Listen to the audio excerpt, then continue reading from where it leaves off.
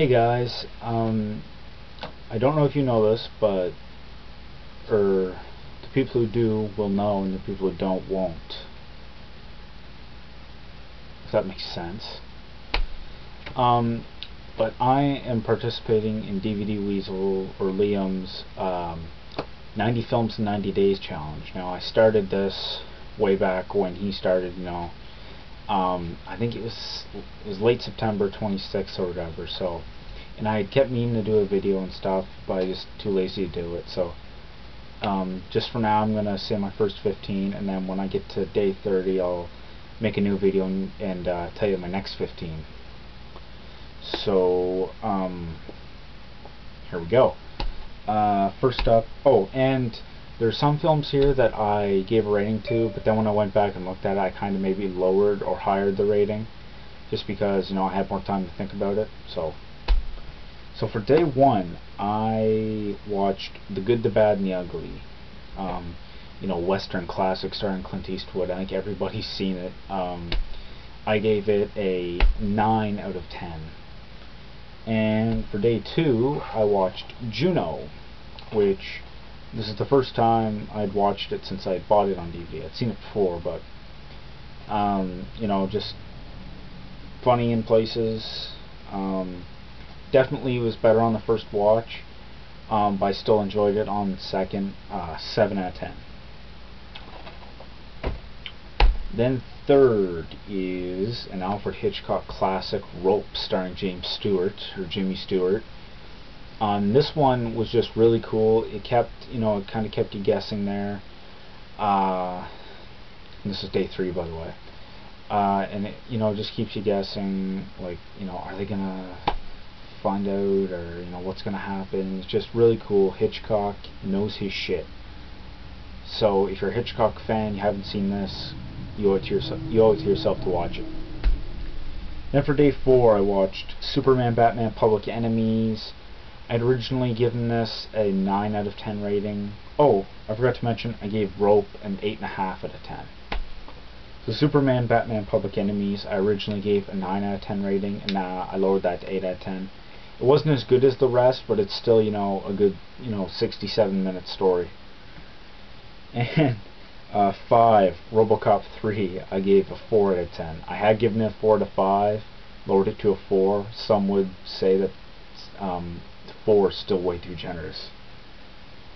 6, getting into October, I'm trying to watch more horror films, so I decided to carry on with A Nightmare on Elm Street and A Nightmare on Elm Street 5, The Dream Child, which I gave 6 out of 10. It wasn't, superb, like, or anything. It was just, it was there to watch.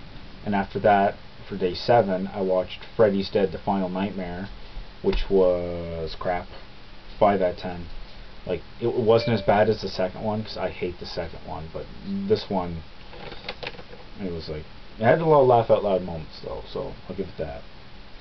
Day 8, I finished off with New Nightmare, 8 out of 10. Very creepy, terrifying, weird. And Freddy had the thumb claw, but I did a whole review on this on the Real DVD Watchers. Then number 9 was The Vampires, John Carpenter's Vampires. I still say The Thing is John Carpenter's best film, but this still is really cool, and James Woods kind of badass in this. So, if you're a vampire lover, you should check this out. I gave that an 8.5 out of 10. And then day 10, I watched Lesbian Vampire Killers. And I gave this a 7 out of 10. This is a British film. It was just some good old British fun. Not like Shaun of the Dead, but, it's still up there.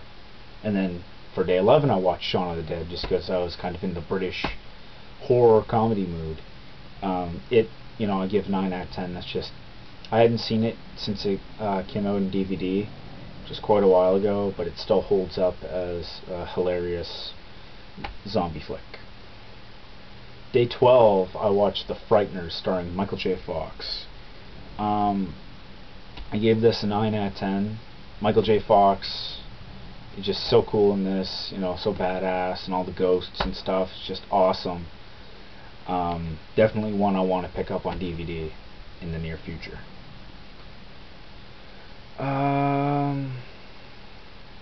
Yeah, I've watched a lot of these online, by the way, so there's only like the first 24, there's only 3 I own that I've watched, or 2 I've owned that I watch, or owned, whatever.